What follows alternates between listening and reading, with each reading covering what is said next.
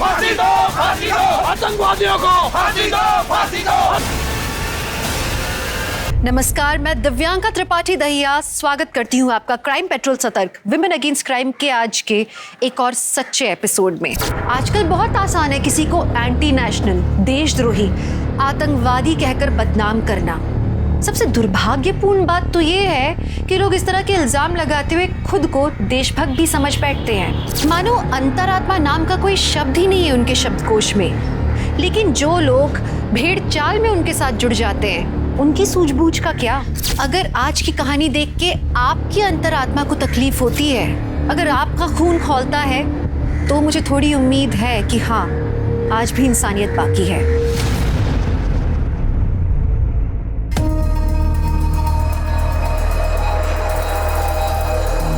आ गई हीरोइन। पता नहीं कहाँ से आती है और कहाँ जाती है।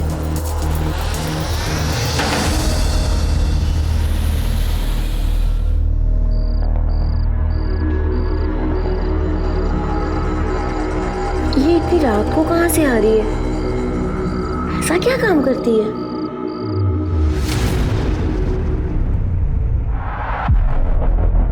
अरे आजकल दिखाई नहीं देती हो, कहाँ रहती हो? वो काम से थोड़ा बाहर गए थे।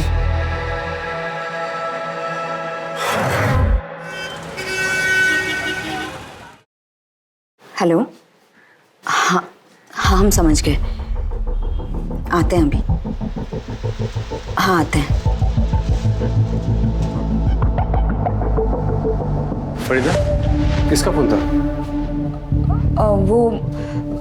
वो किराने वाले का था।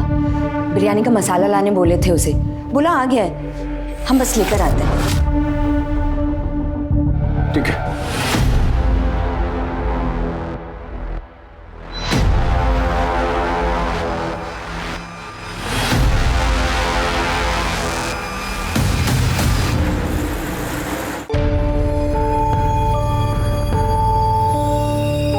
अरे बाहर जा रही हो क्या काम से?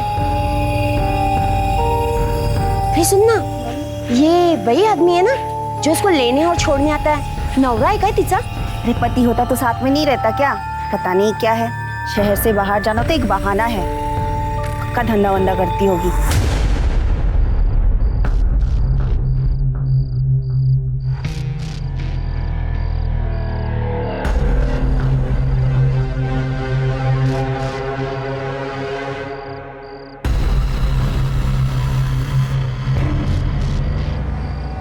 हम आ गए हैं, तुम हो यहाँ? ये लो, अपना ख्याल रखना। खुदा हाफिज।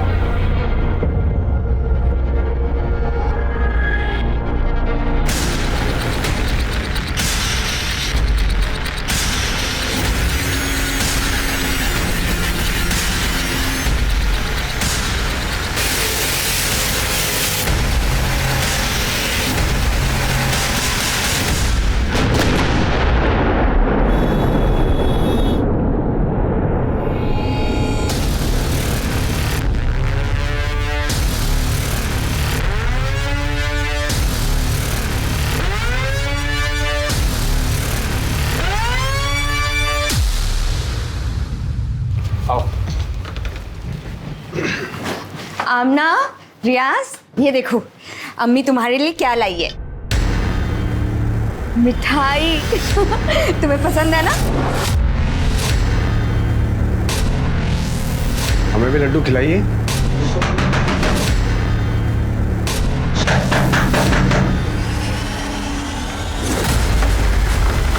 सर, फरीदा खातून। जी हाँ, मैं फरीदा। You're under arrest. अरे सर क्या किया इन्होंने? सर आपको कोई गलतफहमी हुई है? सर किस जुर्म में आप गिरफ्तार कर रहे हैं? सर कल जो बॉम्ब ब्लास्ट हुए हैं उसमें ये प्राइम सस्पेक्ट है। हमारे पास पक्की खबर है कि फरीदा खातून टेररिस्ट एक्टिविटीज में इन्वॉल्व है। टेररिस्ट है ये। बिल्कुल गलत है। ऐसा मत कीजिए। रुकिए सर, देखिए हमारी बात सुनिए, ऐसा मत कीजिए जो सर। भी सुनना है कोर्ट में सुनेंगे। चलो आप ऐसा नहीं कर सकते सर, ऐसा नहीं कर सकता।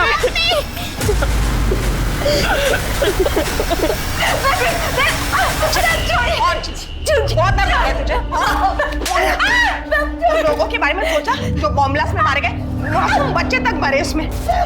बता कौन कौन इन्वॉल्व है तेरे साथ? कहाँ से आए? सच बता, बोल।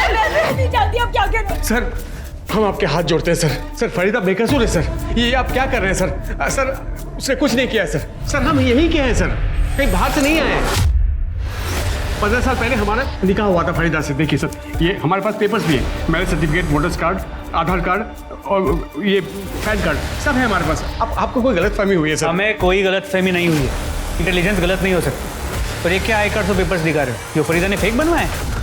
अगर तुम उसके पति हो भी ना तो इतना समझ लो, फरीदा बॉम्ब ब्लास्ट में इन्वॉल्व है। सर वो बेचारी तो झारखंड से बाहर किसी को जानती तक नहीं है। मंसूर, तुम्हारी जानकारी के लिए बता दूं कि फरीदा का फ्लैट है जिसकी तलाशी लेने पर पता चला कि पूरा टेररिस्ट मटेरियल से भरा पड़ा है। उसके पास इतना अक्ल का ये सब कुछ करे सर। आप हमारी बात का यकीन कीजिए। एक बार आप कागजात तो देखिए सर। देखिए कागजात देखिए, आपको यकीन हो जाएगा कि हम सच बोल रहे हैं सर। देखिए।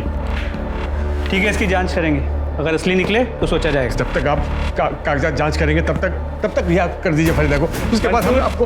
तुम्हें समझ में आ रहा है हम क्या कह रहे हैं? किस केस में इन्वॉल्व है वो? देखिए हमारी बात का यकीन मानिए, हमको एक बार बड़े साहब से बात करने दीजिए, वो हमारी बात समझेंगे। बड़े साहब यहाँ नहीं है, बाहर गए हुए हैं ट्रेनिंग पर, जल्दी वापस नहीं आएंगे। अब यहाँ से जाइए, हमें हमारा काम करने दीजिए। फरीदा खातून, फरीदा खातून, फरीदा खातून, फरीदा खातून को फांसी दो, फांसी दो, फांसी दो, देशद्रोहियों को फांसी दो, फांसी दो, फरीदा खातून को फांसी दो, फांसी दो, आतंकवादियों को फांसी दो, फांसी दो। हाँ सर, मंसूर भाई और फरीदा भाभी तो दोनों अच्छे लोग हैं। कितने साल से देख रहा हूँ, कभी किसी से झगड़ा तक नहीं किए। फरीदा बेचारी घर गृहस्थी संभालने वाली सीधी सादी औरत है। ये सब क्या तमाशा हो रहा है, कुछ समझ में नहीं आ रहा है। क्या बताएं क्या है। एक रात तो हम खुद उसको चुपके से दबे पांव बाहर जाते हुए देखे थे। कहाँ गई थी कुछ पता है? उस शहर के बाहर गोल मैदान है ना, उस रात को फरीदा को हमारे पति ने मैदान के पीछे जाते हुए देखा था। गोल मैदान क्यों गई थी बता, बोल। ये लो। चली मतलब तू गई, अभी मुझे जवाब देने के बजाय मुझसे सवाल पूछ रही? क्यों? बता देंगे तो उसको बॉम्ब से उड़ा देगी तू? हाँ? इस फरीदा खातून की पूरी details, call records, mobile locations सब निकालो। फरीदा खातून की उसी ओरिजिनल आधार कार्ड की कॉपी जो सिर्फ फरीदा खातून के पास हो सकती है, मीरा रोड के उस घर में मिली, जिसके बिना पे उसे बॉम्ब ब्लास्ट केस में आरोपी बनाया गया है, टेररिस्ट एक्टिविटी में इन्वॉल्व पाया गया। आधार कार्ड की फोटोकॉपी मिलना कोई बड़ी बात नहीं है इंस्पेक्टर, और आप ये भी अच्छी तरह से जानते हैं कि इंटरनेट का कितना मिसयूज हो रहा है आजकल। ये ज़रूर हो सकता है कि किसी ने फरीदा का आधार कार्ड चुराया। आपके पास ऐसा कोई ठोस सबूत नहीं है जिससे आप ये साबित कर सकें कि फरीदा कैसे और कब गई? क्या किसी ने उसको देखा वहाँ पर? बट मेरे क्लाइंट के पास मजबूत सबूत है जिससे साबित हो जाएगी कि वो बेगुनाह है। आज शाम तक आपको बेल के पेपर्स मिल जाएंगे। ये देशद्रोही खाते यहाँ का है लेकिन गाते कहीं और का है। लेकिन अब ऐसा नहीं चलेगा, हम इन्हें इनकी सही जगह पर पहुंचा के रहेंगे। अब हम इन्हें अपनी मातृभूमि में और आतंक नहीं मचाने देंगे। क्यों भाइयों? फरीदा खातून, फरीदा खातून, फरीदा खातून,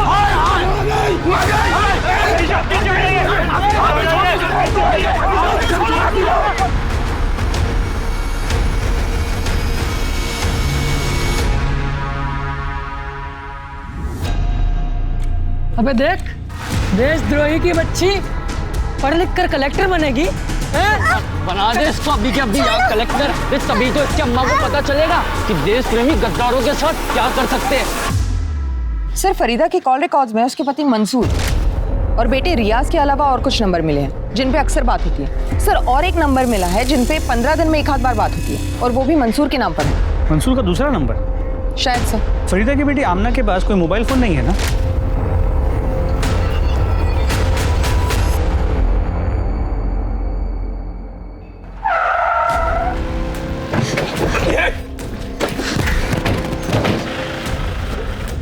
कौन आप लोग? हमें जाने दो। करता देखो, ये आतंकवादी हमको अटका रही है। अभी बताते हैं तुमको। हम पर आदत आती है, तेरे जैसे हर देशद्रोही का हाथ तोड़ने का हिम्मत रखते हैं हम। तो देख क्या हो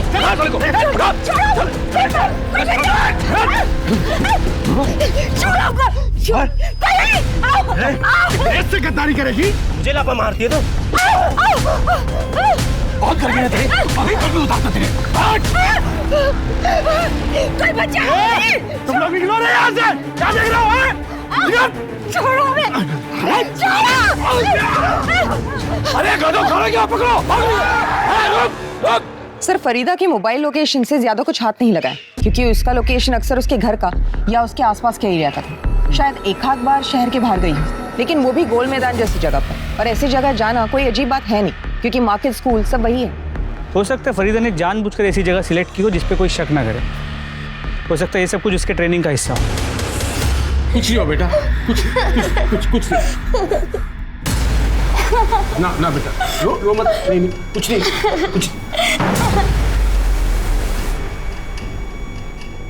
फरीदा, फरीदा ये कैसे हो गया? गद्दारों को फांसी दो, फांसी दो, फांसी दो, गद्दारों को फांसी दो, फांसी दो। फरीदा खातून बाहर निकलो। उधर देख, तुम उधर देखो, जाओ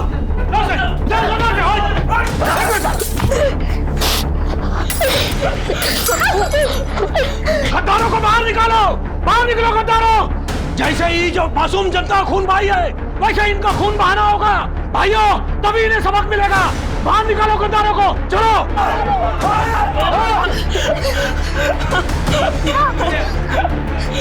फरीदा, दरवाजा खोलो फरीदा, दरवाजा खोलो फरीदा। क्या कर रही हो फरीदा? दरवाजा खोलो। अम्मी दरवाजा खोलो अम्मी। फरीदा,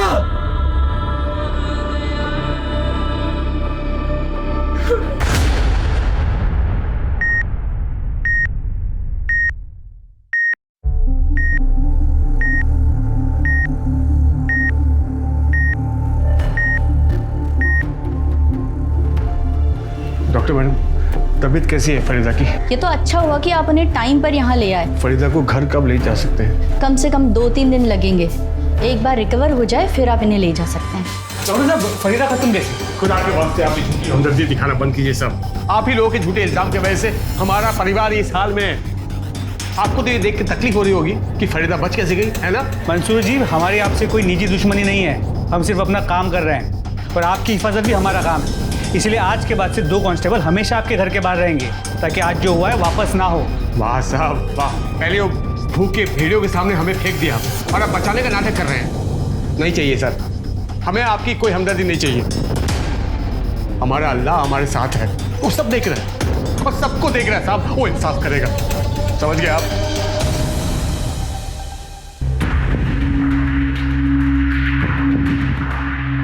बॉम्ब ब्लास्ट की मुख्य आरोपी फरीदा खातून को आज डिस्चार्ज कर दिया गया है हॉस्पिटल से।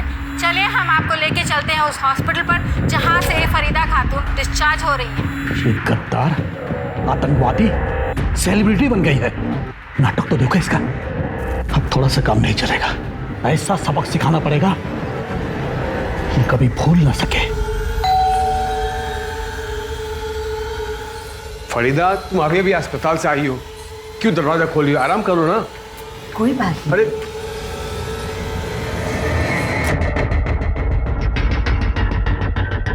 यार बेटा, क्या ये सब इनकी वजह से हुआ है। वो लोग मुझे मार देते पर मैं कैसे कैसे करके भाग आया। पर अब घबराओ मत अम्मी, आपकी ये मुराद भी पूरी हो जाएगी। वेलकम बैक अम्मी, आपके साथ साथ तबाही भी आ गई। नहीं बेटा, नहीं, ऐसा नहीं बोलते बेटा, ऐसा नहीं बोलते। नहीं, हमें आज रात ही मिलना होगा। जैसे हालात हैं, कल का कोई भरोसा नहीं। सर, हमारी बीवी फरीदा और हमारी बेटी अमना सुबह से गायब है सर। पूरा घर ढूंढा पर वो लोग कहीं नहीं मिले सर। हम आपके हाथ जोड़ते सर, उनको ढूंढ लीजिए सर प्लीज। आपने उन दोनों को आखिरी बार कब देखा? सर, जब हम सोने गए थे कमरे में तब देखा था। जब सुबह आँख खुली तो फरीदा रूम में नहीं थी सर। और हमको लगा कि घर के कामकाज में लगी होगी। फिर पूरा घर ढूंढा तो पता चला कि फरीदा ही नहीं, बेटी भी गायब है सर। हमने आपने फरीदा का फ़ोन चेक किया? अपने साथ ले गई है या घर पे रखा है? लगता है ले गई होगी, क्योंकि घर में हमें फ़ोन नहीं मिला और हमने फ़ोन लगाया भी, फ़ोन बंद आ रहा है सर। सिंह, इनकी कंप्लेंट इमीडिएटली लिखवा लो। आप इनके साथ जाइए। सर कहीं ऐसा तो नहीं कि बेइज्जती और बदनामी की वजह से वो घर छोड़ के चली गई हो या फिर उसने आत्महत्या कर ली हो, क्योंकि इसके पहले भी उसने सुसाइड करने की कोशिश की थी। अगर उसने आत्महत्या की है तो उसकी बॉडी कहीं ना कहीं तो मिलेगी, लेकिन अगर बॉडी नहीं मिली तो दूसरी पॉसिबिलिटी ये है कि फरीदा सच में टेररिस्ट और वो फरार हो। लेकिन सर अगर फरीदा सच में टेररिस्ट है और फरार हुई है तो वो अपनी बच्ची आमना को लेकर क्यों जाएगी? फरीदा के फ़ोन के पिछले 1 महीने के कॉल रिकॉर्ड से मोबाइल लोकेशन निकाल, हो सकता है उससे कुछ हेल्प हो जाए। Sir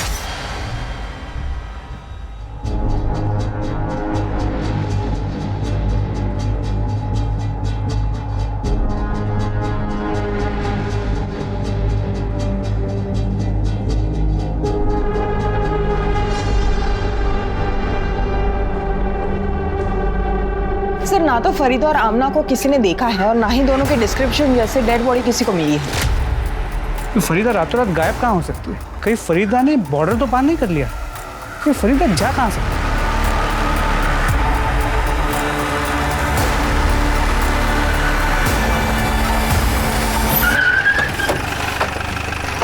welcome back sir. Training कैसी रही? ट्रेनिंग के बारे में बाद में बात करेंगे, पहले फरीदा खातून का क्या केस है वो बताओ। सर जिस दिन से फरीदा और आमना गायब हुए हैं उस दिन से हम फरीदा का फ़ोन ट्रैक कर रहे हैं, सभी जगह तलाशी भी ली लेकिन कोई लीड नहीं मिली। सर फरीदा के मोबाइल लोकेशन के अकॉर्डिंग उसकी लास्ट लोकेशन शहर के बाहर ओल्ड माइंस की दिख रही है।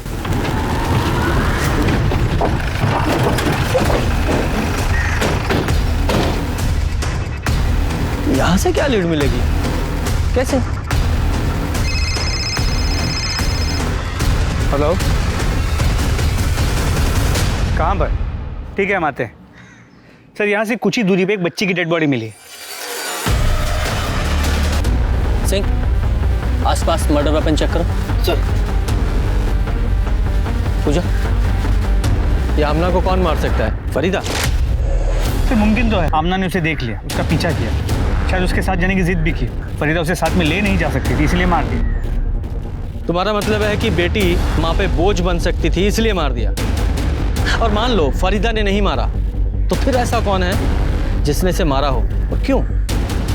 सर आसपास का पूरा एरिया चेक किया पर मर्डर। सर देखने में तो रेप या सेक्सुअल असॉल्ट जैसे कुछ लग नहीं रहा है, लेकिन पेट में चाकू से कई वार किए गए, शायद उसकी वजह से उसकी मौत हुई। सर आमना के हाथों के नाखून में स्किन जमा हुआ। इसका मतलब आमना ने खुद को बचाने के लिए कातिल पे अटैक किया होगा और उसी कोशिश में उसके हाथ के नाखूनों में उसकी स्किन फंस गई। काम करो, ये जो आमना के नाखूनों में स्किन है इसे डीएनए टेस्ट के लिए भेजो और इसकी फैमिली को बुलाओ, आइडेंटिफाई कराओ और पोस्टमार्टम के लिए भेजो। सब आमना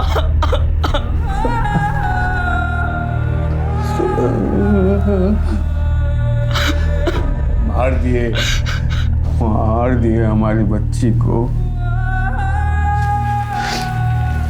फरीदा को भी मार दिए होंगे ये लोग। नकली देशभक्त बने फिरते हैं, दूसरों की बहन बेटी की इज्जत उछालना, को जान से मार देना अपना हक मानते हैं। झूठी देशभक्ति के नाम पर मासूम लोग पर जुल्म करते मार दिए बच्ची को। साहब ये सूर्य कुमार उसका आदमी लोग सब हमारी बच्ची हमने फरीदा रियाज हम सबको सरेआम बजियत किया सिर्फ देशभक्ति के नाम पे।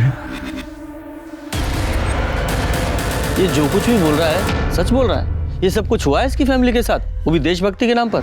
जी सर, एक्चुअली सूर्य कुमार नाम के एक लोकल आदमी और उसके लोगों ने इसकी पूरी फैमिली को बहुत तकलीफ दी है। अरे कौन है सूर्य कुमार और तुमने उसके अगेंस्ट कोई एक्शन क्यों नहीं लिया?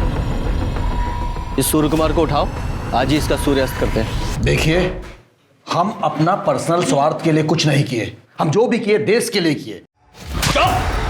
अपनी गिरी हुई हरकतों और सड़ी हुई सोच को देशभक्ति के नाम पे मत छुपा। कानून हाथ में लेता है अपने। है कौन तू? कौन है? हे दरोगा देखो हम बोल दे रहे हैं, हम पर हाथ मत उठाना वरना उठाया हाथ। अभी लात भी चलेंगी और डंडे भी। क्या करेगा तू? क्या करेगा? क्यों मुंह काला करेगा उस बच्ची की तरह? रियाज की तरह सर फड़गा की तरह बेइज्जत करेगा?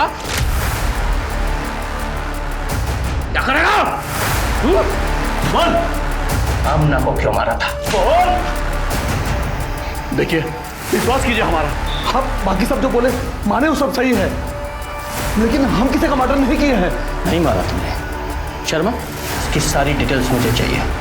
इसके कॉल रिकॉर्ड, इसकी मोबाइल लोकेशन, छोटी से छोटी हर चीज। पहले ही केस में इतनी कॉम्प्लिकेशंस है और बढ़ती जा रही हैं। समझ में नहीं आ रहा है। इसे सॉल्व करने के लिए इसे शुरू से देखते हैं। बम ब्लास्ट में फरीदा खातून इन्वॉल्व थी, ये इन्फॉर्मेशन कहाँ से मिली? मुंबई पुलिस के बोरीवली मेन ब्रांच से। इसका मतलब मुंबई चलना पड़ेगा, शायद वहीं से पता चले ये फरीदा कहाँ है।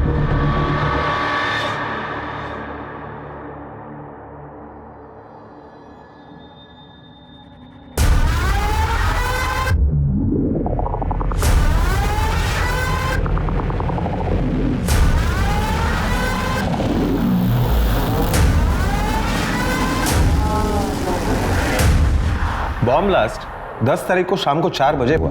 उसी रात एक गुमनाम आदमी ने हमारे कंट्रोल रूम को फोन करके ये बताया कि मीरा रोड के गणेश नगर में एक औरत रहती है जो इस बॉम्ब ब्लास्ट में इन्वॉल्व है। हम फौरन वहां पहुंचे, देखा तो दरवाजा बंद था। दरवाजा तोड़कर जब हम अंदर पहुंचे तो देखा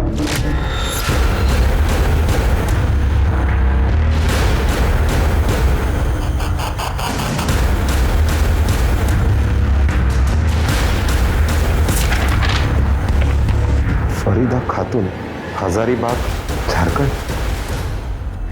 आओ साहेब, आम्हाला तिच्याबद्दल काहीच नाही माहिती। हाँ, आते जाते देखते थे उसको। आधी आधी रात को आती थी। एक आदमी आता था उसको छोड़ने के लिए। उसका क्या वास्ता था उससे वो नहीं पता हम लोग को। उस लड़के की शक्ल याद है? वो क्या है ना, कभी टोपी, चश्मा, हेलमेट लगाता था ना, तो कभी उसका चेहरा नहीं देखा। वो औरत है ना, यहाँ भाड़े पे रहती थी और किसी से वास्ता नहीं रखती थी। जी हाँ सर, फरीदा खातून मेरे ही घर में रेंट पे रहती थी। वैसे कभी मैंने उसका चेहरा देखा नहीं, क्योंकि उसका चेहरा हमेशा ढका हुआ रहता था। उसके साथ जो रेंट का एग्रीमेंट किया था उसका रजिस्ट्रेशन करवाया था आपने? जी हाँ सर, मैं चालू काम तो कभी करता ही नहीं। ये उस औरत की रेंटल एग्रीमेंट की कॉपी है, जिसमें उसका चेहरा साफ साफ दिखाई दे रहा है। इन्हीं सब इंफॉर्मेशन के बेसिस पर हमने फरीदा खातून के नाम पर अलर्ट जारी करवाया, जिसे आप लोगों ने भी कंफर्म किया। हमें लगता है कि बॉम्ब ब्लास्ट करने के बाद वो तुरंत झारखंड भाग गई। देखिए सर, हम ये नहीं कहते कि आपकी इन्वेस्टिगेशन गलत है, लेकिन इससे सिर्फ इतना प्रूव होता है कि जिस औरत ने घर रेंट पे लिया था वो फरीदा खातून थी। लेकिन हमारी इन्वेस्टिगेशन में ये बात सामने आई है कि फरीदा कभी झारखंड के बाहर गई ही नहीं और फिलहाल गायब। गायब? कहाँ गई वो? IDs madam, IDs IDs.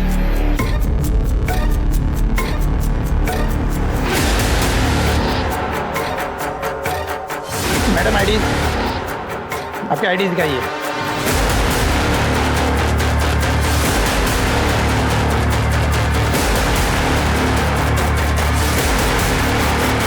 Farida Khatun, you are under arrest.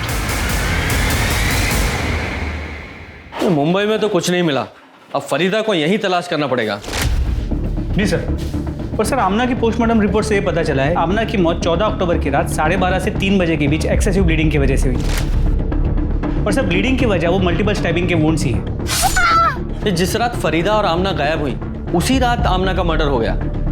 ये आमना के नाखूनों में फंसी जो स्किन थी उसकी डीएनए रिपोर्ट आई? सर अब तक नहीं, लेकिन जल्दी आ जाएगी। ये आमना की तो डेड बॉडी मिल गई, लेकिन फरीदा कहाँ है ये नहीं मिल रही है। सर फरीदा पकड़ी गई है, टीवी पे लाइव दिखा रहे हैं। जैसा कि आप मेरे पीछे देख सकते हैं, ये है फरीदा खातून, जिसे बॉम्ब ब्लास्ट में मास्टरमाइंड कहा जाता है। हमारे जाबाज पुलिस वाले और फौजियों ने उन्हें इंडियन बॉर्डर क्रॉस करने से पहले ही अरेस्ट कर लिया। हेलो, हाँ ठीक है, ले आइए। फरीदा खातून को यहाँ ला रहे हैं। याद दिला दे कि वही फरीदा खातून है जिसका हाथ ब्लास्ट में था। इसने कई मासूम लोगों की जान ली है। ये देशद्रोही है, आतंकवादी है, एक गद्दार औरत है जो भारत छोड़कर नेपाल जाने की फिराक में थी, लेकिन कामयाब नहीं हो पाई।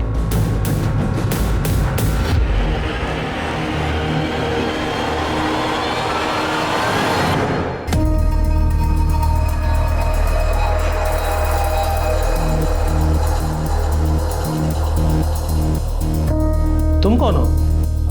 तुम तो फरीदा खातून नहीं हो। सर यही बात तो मैं कब से इन लोगों को बताने की कोशिश कर रही हूँ, पर कोई मेरी बात सुन ही नहीं रहा है। सर मेरा नाम रेशमा थापा है और मैं नेपाल की सिटीजन हूँ। मीरा रोड मुंबई से मैं अपनी कंट्री नेपाल वापस जा रही थी जब उन लोगों ने मुझे पकड़ लिया। एक मिनट, तुम वही लड़की हो ना जो मुंबई के मीरा रोड में गणेश नगर में रेंट पे रहती थी? जी सर। लेकिन जब तुम्हारे पास खुद की आइडेंटिटी है तो फिर तुमने फरीदा खातून के नाम पर वहाँ घर रेंट पर क्यों लिया? सर 6 साल पहले मैं नेपाल से मुंबई आई थी, यही सोचकर कि फिल्म इंडस्ट्री की नई सुपरस्टार बनूंगी। फिर सर मेरे ओरिजिनल डॉक्यूमेंट्स चोरी हो गए और बिना अपने डॉक्यूमेंट्स के किसी दूसरे देश में रहना मुश्किल था, पर मैं बिना कुछ बने बिना कुछ किए वापस नहीं जाना चाहती थी। इसीलिए मैं अपने ओरिजिनल डॉक्यूमेंट्स की रिपोर्ट लिखवाने के लिए पुलिस स्टेशन गई, जहां मैं मिलिंद धोत्रे से मिली। सर उसने मुझे मिलने के लिए होटल में बुलाया। रेशमा, तुम टेंशन क्यों ले रही हो? मैंने कहा ना, बी कंफर्टेबल। और सर ये पहली बार था जब उसने मुझे मदद करने के बहाने से बुलाया और मेरी ड्रिंक में कुछ मिला के मुझे बेहोश कर दिया और मेरी बेहोशी का फायदा उठा के रेप किया और सर उसकी वीडियो बनाई और बाद में मुझे ब्लैकमेल करता रहा और फिर ये सिलसिला चलता रहा। उसका जब मन करता, जहां मन करता वो मुझे बुलाता था। सर उसी ने मुझे फरीदा खातून नाम की एक लेडी का आधार कार्ड दिया, उस पर फोटो मेरी लगी थी सर। उसी आधार कार्ड के बेस पे वो मुझे रेंट पे घर दिलाया करता था। सर मुझे अपनी असली आइडेंटिटी छुपानी पड़ती थी, इसीलिए मैं हमेशा किसी से बातचीत नहीं करती थी। फिर सर 2 महीने पहले मुझे पता चला कि मैं प्रेग्नेंट हूँ। सर मैंने बहुत कोशिश की उसे मनाने की मुझसे शादी कर ले, और सर मैंने उसे धमकाया भी कि अगर वो मुझसे शादी नहीं करेगा तो ये मैं साबित कर दूंगी कि ये बच्चा उसी का है। फिर सर मैंने सोचा कि वो तो खुद एक पुलिस वाला है जो मेरी नकली आइडेंटिटी बना सकता है, तो वो कुछ भी कर सकता है। इसीलिए मैंने डिसाइड किया 5 तारीख को सुबह 6:30 बजे मैं घर से निकल गई। सर हाईवे से मैंने पहली बस ली जो नासिक जा रही थी, फिर वहाँ से दूसरी, फिर तीसरी। सर इन सब में मेरे सारे पैसे खर्च हो गए। फिर मैंने अपनी ज्वेलरी बेच दी। तो सर मैंने डिसाइड कर लिया कि मैं नेपाल चली जाऊँगी। कम से कम वहाँ मेरी फैमिली तो है जो मुझे और मेरे बच्चे को देख सकती है। सर मैं वहीं जा रही थी जब उन लोगों ने मुझसे आईडी प्रूफ मांगा, तो सर मैंने फरीदा खातून का आधार कार्ड दिखा दिया और सर उन लोगों ने मुझे टेररिस्ट समझ के पकड़ लिया। तुम्हें पता है जिस दिन तुम मुंबई से भागी थी यानी कि 5 अक्टूबर को, उसी दिन बॉम्ब ब्लास्ट हुआ था? नहीं सर, मुझे इन सब के बारे में कुछ नहीं पता। अभी जो कुछ भी तुमने बताया है अगर वो सच है तो मिलिंद धोत्रे अब तुम्हें कभी परेशान नहीं करेगा। सर आपको गलत इंफॉर्मेशन मिली है, मैंने कुछ नहीं किया है। एक डीएनए रिपोर्ट ये साबित कर देगी कि रेशमा के पेट में जो बच्चा है ना वो तेरा है, और फिर तेरी सारी कहानी खत्म। बता सच्चाई क्या है? इसे नहीं मानेगा। सर वो रेशमा सही बोल रही है। मैंने नशे की दवाई उसको शराब में मिला के पिलाई थी और उसके साथ वो, सर मैंने उसको फरीदा खातून के नाम से अलग अलग जगह पे भी रखा था। सब कुछ ठीक चल रहा था सर, फिर वो शादी की रट लगाने लगी। अभी मैं अपने बीवी बच्चों को कैसे छोड़ सकता हूँ सर? इतना वफादार है तू? आगे बोल। वो 5 तारीख को जो बॉम्ब ब्लास्ट हुआ था ना, तो मुझे आइडिया आया कि मैं रेशमा को उसमें फंसा दूंगा। इसके लिए उसके घर में गया और टेरर सेल एक्टिविटी में जो पैम्पलेट्स हम लोग को मिले थे वो मैंने उसके घर में फैला दिया। सर मेरे को मालूम नहीं था कि वो सुबह ही जा चुकी है।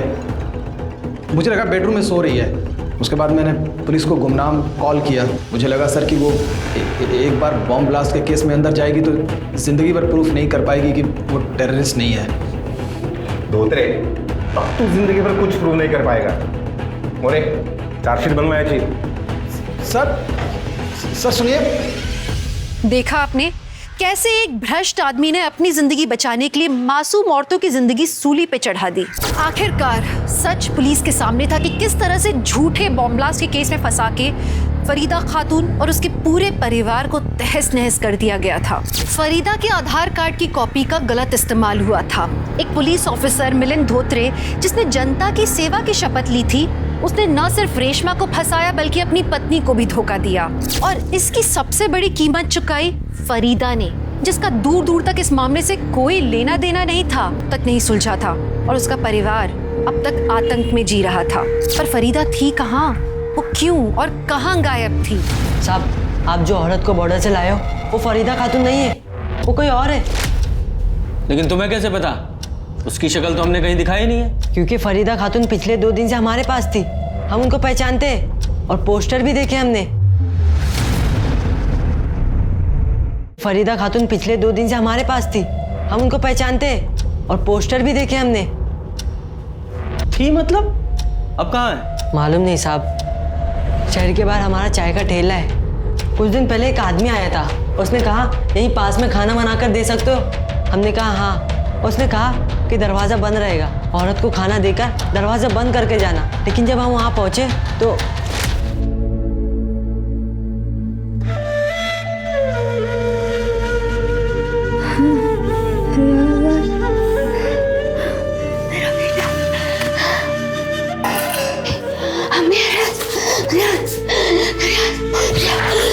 खाना रखा है, खा लेना। हम 3 दिन तक उसको खाना देते रहे, लेकिन उस औरत की हालत बिगड़ती जा रही थी और हम समझ गए वो आदमी उसके साथ गलत कर रहा है। और हमको रियाज बोलती थी और एक बात बड़बड़ाती रहती थी कि हमने को मार दिया, हमने को मार दिया। उसकी हालत हमसे देखी नहीं जा रही थी, इसलिए हम 2 दिन पहले उस औरत के पास गए और ये लो 100 रुपया, इतना ही है मेरे पास, इसे ले लो और यहाँ से भाग जाओ, नहीं तो एक दिन ऐसे ही मर जाओगी। चलो चलो यहाँ से चलो। तू अम्मी का बेटा है ना? हाँ हाँ। तू हमसे मिलना आएगा? हाँ। चलो अब तुम आजाद हो। चलो जाओ यहाँ से, नहीं तो जल्लाद आ जाएगा। जाओ। नहीं, हम नहीं, हमारे साथ चलो, चलो हमारे साथ। हम आएंगे, तुम जाओ, हम आएंगे। तू मेरा बेटा अम्मी से मिलने आएगा? हाँ, हम आएंगे, तुम जाओ यहाँ से, जाओ। सब साथ रहेंगे, सब खुश रहेंगे। तुम्हें पता है वो कहाँ गई है? नहीं मालूम साहब, उसके बाद हम अपने काम पे लग गए, ऊपर से वो जल्लाद का डर। कौन जल्लाद? कौन था वो आदमी? मालूम नहीं साहब, लेकिन हमारे चाय के ठेले पे आता था। फरीदा को भगाने के बाद हमें हड़काने आया था। हमने कह दिया शायद गलती से हमसे दरवाजा खुला छूट गया। उस आदमी का हुलिया बता सकते हो, कैसा दिखता था? हाँ साहब। इसका चार्ट से बुलाओ।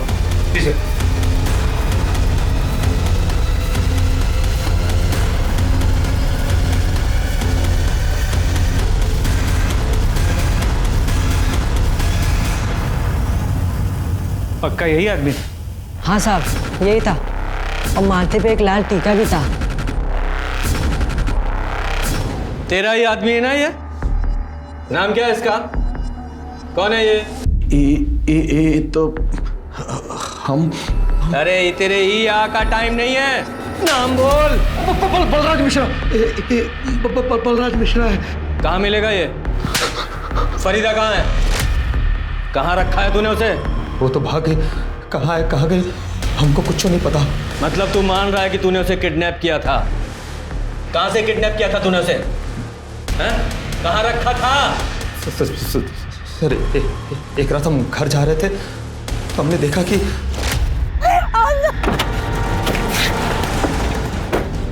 आगे खोलो हमारी। बताता हूँ तुझे गद्दारी और देशद्रोही की क्या सजा होती है।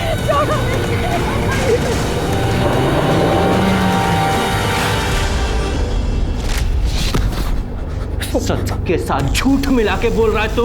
आमना को क्यों मारा? क्यों मारा उसे? सर हम कसम खा कर है कि हमने कुछ नहीं किया। वो तो हमारे पहुंचने से पहले मर चुकी थी। हम तो खाली उस देशद्रोही गद्दार को अपने साथ ले गए थे। उसने बम ब्लास्ट और देश के साथ गद्दारी की थी तो हम उसको सबक सिखाना चाह रहे थे।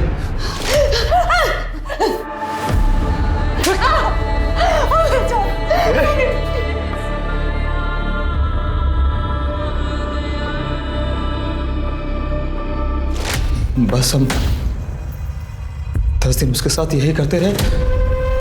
उसके बाद एक दिन भाग गई। शर्मा, इस पर फरीदा की किडनैपिंग और रेप का केस बनाओ और सूर्य कुमार को रिलीज कर दो।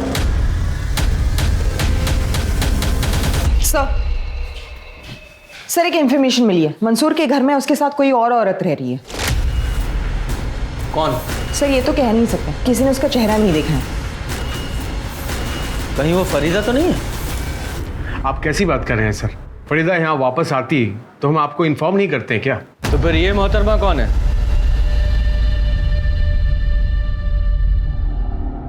सर ये हमारी पहली बीवी जीनत है।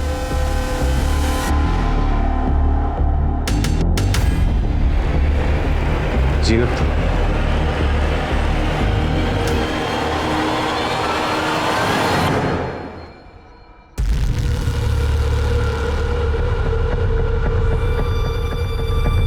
सर 15 साल पहले हम जीनत को तलाक दे दिए थे क्योंकि ये कंसीव नहीं कर सकती थी और हमें अपनी औलाद चाहिए थी, इसलिए हमने फरीदा से निकाह कर लिया। जी सर, फरीदा के गुमशुदा होते ही और आमना के कत्ल का पता चलते ही हम आ गए खैर खबर लेने। फरीदा घर से गायब हुई तो जीनत को बुला लिया। चल क्या रहा है ये तेरा? कहीं तूने ही तो फरीदा को गायब नहीं किया? सर कैसी बात कर रहे हैं सर आप? सर फरीदा के गुमशुदा होने और आमना के कत्ल का पता चला तो एक खैर खबर लेने घर आ गई। घर का छोटा मोटा काम कर देती है, खाना बना देती है और बच्चों का ख्याल रखती है, बस। पूजा, जीनत की डिटेल ले लो। सर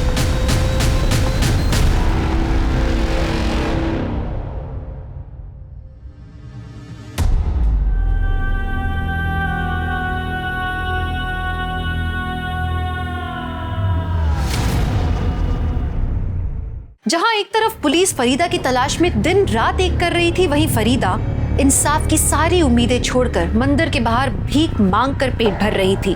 वही फरीदा जिसका एक हंसता खेलता परिवार था, जिसके नाम का एक मक्कार आदमी ने अपने फायदे के लिए गलत इस्तेमाल किया, जिसने उस पे देशद्रोही का स्टैंप लगा दिया। और सिर्फ उस आदमी ने नहीं, जो हवास खो बैठी, आज वो बेचारी भिखारन बने घूम रही थी। क्या फरीदा की तकलीफें यहाँ खत्म होने वाली थी? फरीदा की तलाश के चलते जीनत पुलिस की नजर में आई थी, लेकिन पुलिस को पता चला कि जीनत सच कह रही थी। फरीदा 15 दिन में से एक बार जिस नंबर पे कॉल करती थी, वो नंबर जीनत का ही था। बावजूद इसके पुलिस ने फैसला किया कि वो जीनत पर नजर रखेंगे, उसके कॉल रिकॉर्ड्स और लोकेशंस निकालेंगे। पुलिस को हैरानी थी कि मंसूर ने जीनत के उसके साथ आके रहने वाली बात पुलिस को क्यों नहीं बताई। तो क्या मंसूर ने फरीदा के मिलने की आस ही छोड़ दी थी? उस आस पर जिस पे पुलिस अब तक कायम थी। पुलिस को उसके बारे में खबर मिली, लेकिन उस हाल में नहीं जिस तरह से पुलिस उसे ढूंढ रही थी। सर, चाकू से पेट पे अनगिनत वार किए गए। जिसने भी फरीदा को मारा है उसने ये कंफर्म किया कि वो बचेगी नहीं। सर इस तरफ।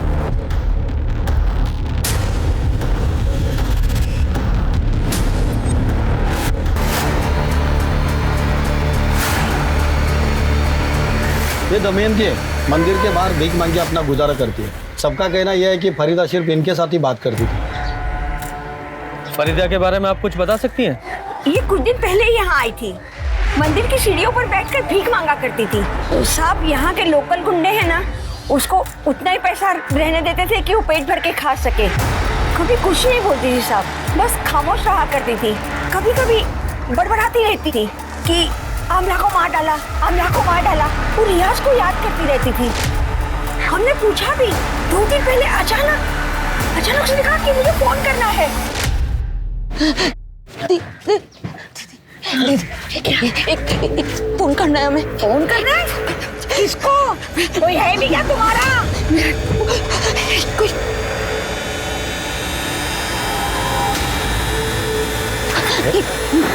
एक फोन करना भाई साहब, फोन करना दो ना भाई साहब, मुझे बहुत जरूरी फोन करना है भाई साहब, एक फोन करना। अच्छा ठीक है। किसको फोन किया था उसने?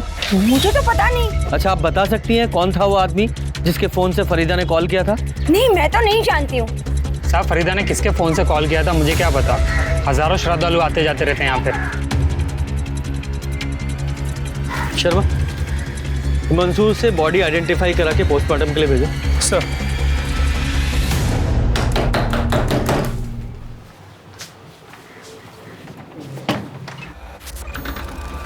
सर आप फरीदा के कातिल का कुछ पता चला सर? उसी सिलसिले में यहाँ आए हैं, तुमसे ही बात करनी है। 22 तारीख की रात 12:30 बजे तुम्हारे फोन की लोकेशन वही थी राम मंदिर के पास जहां फरीदा का मर्डर हुआ। सबूत नंबर 2, फरीदा जिस दिन घर छोड़कर निकली थी उसने आखिरी कॉल तुम्हें किया था।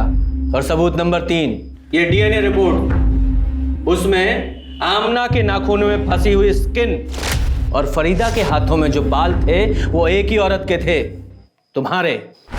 बोलो, बताओ पूरी कहानी। फरीदा बहुत अच्छी इंसान थी। मंसूर के छोड़ने के बाद हमारा साथ दिया करती थी। ये लो, पैसे से हमारी मदद किया करती थी। हमारे पास कमाने का तो कोई रास्ता था ही नहीं। फिर जब वो टेररिस्ट दहशत कर बताई गई तो जेल गई, खुदकुशी करने की कोशिश की, अस्पताल गई। हम तो सपने सजाने लगे थे कि फरीदा अगर मंसूर की ज़िंदगी से निकल जाएगी तो वो हमें अपनी ज़िंदगी में वापस बुला लेंगे। फिर पता चला कि फरीदा खुदकुशी करने में नाकाम हो गई है।